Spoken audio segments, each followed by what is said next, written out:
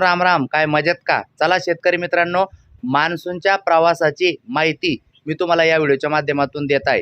कशा पद्धतीने यावर्षीचा पावसाळा असेल आणि मान्सूनचा प्रवास किती तारखेपर्यंत राज्यात मान्सून दाखल होणार, कोणकोणत्या भागात कधी, जाणून घेऊ. विनंती आहे, नवीन असाल तर चॅनल सबस्क्राईब करा.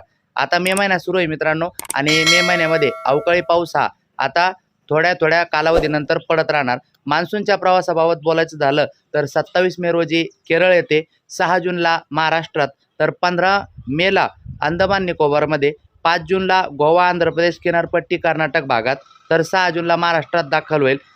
10 जूनला मध्य महाराष्ट्र, मुंबई तेलंगणा, 10 जूनपर्यंत महाराष्ट्र व्यापलेला असेल.